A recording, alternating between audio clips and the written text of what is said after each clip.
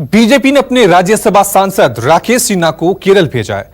राकेश सिन्हा केरल के हालात की रिपोर्ट आलाकमान को देंगे। दरअसल सबरीमाला मंदिर में 2 महिलाओं के प्रवेश के बाद जारी हिंसा का दौर थमने का नाम नहीं ले रहा है। सीपीएम विधायक एएन शमशीर के घर पर हमले के बाद प्रदर्शनकारियों ने आरएसएस के दफ्तर को आग के हवाले कर दिया था।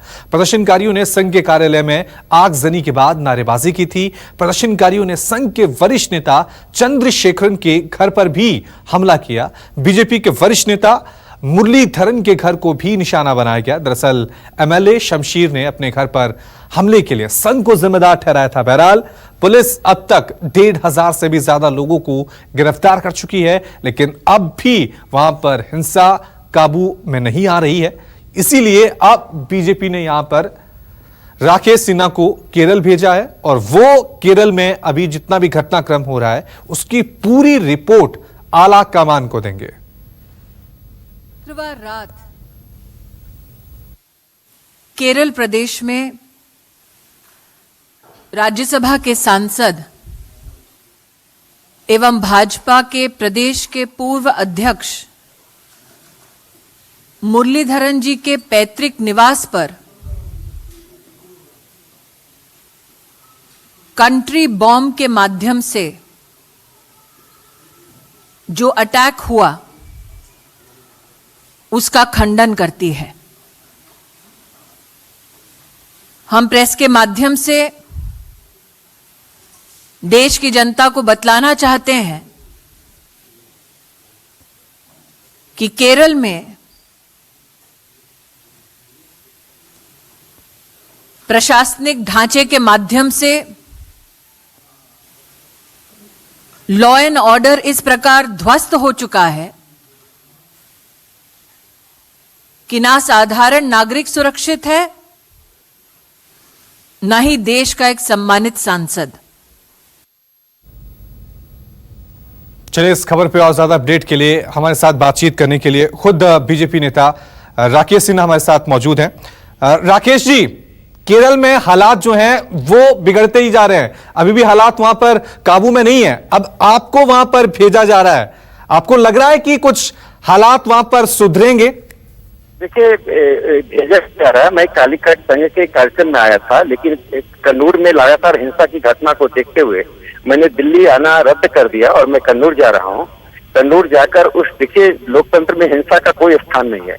राष्ट्रीय स्वयंसेवक संघ के लोग ईमानदारी से अहिंसक पूर्वक अपना काम कर रहे हैं। लगातार आक्रमण की घटनाएं इतनी अधिक हो गई कि 85 वर्षीय चंद्रशेखरन जी को भी नहीं छोड़ा गया, उनके घर को जलाया गया, उनके घर पर आक्रमण किया गया, हिंदू देवी देवताओं को पैरों से कुचला गया।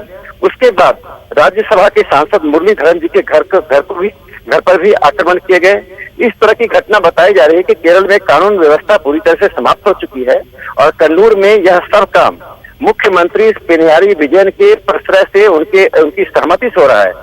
एक बात बहुत जो महत्वपूर्ण है, जो देश की जनता को जानना चाहिए, कन्नूर से ही सीपीएम के जो बड़े नेता सीपीएम के जनरल सेक्रेटरी हैं वो बालाकृष्णन आते हैं, कोडियारी बालाकृष्णन, और कन्नूर से ही मुख्यमंत्री जी आते हैं पिनराई विजयन।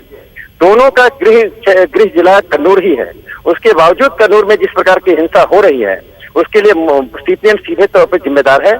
मैं वहां जा रहा हूं और मैं सीपीएम को चुनौती देता हूं कि यदि वो वायलेंस को नहीं रोकते हैं इसका अंजाम बुरा होगा।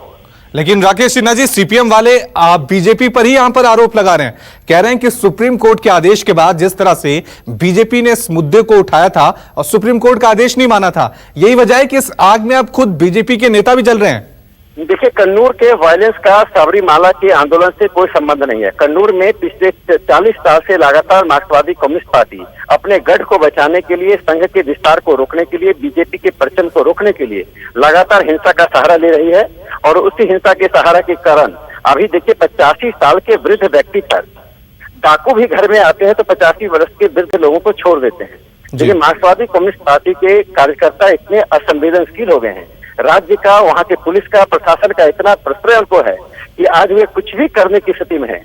राज्यसभा के सांसद के घर पर आक्रमण करना यह सीधा सीधा भारतीय संसद को चुनौती देना है कि अब संसद सदस्यों का भी घर भी सुरक्षित नहीं है, आम जनता कैसे सुरक्षित रह सकती है। इसलिए मैंने कालीकट से आने का निर्णय रद्द किया। मैं बाद में आऊंगा, पहले मैं कन्नूर जाऊंगा, अस्पताल में जाके चंद्रशेखर जी से मिलूंगा, मुरलीधरन जी के घर पे जाऊंगा और उसके बाद ही मैं फिर मैं दिल्ली में आकर मीडिया को बताऊंगा वहां की स्थिति क्या है। बहुत बहुत शुक्रिया राकेश जी हमारे साथ बातचीत करने के लिए।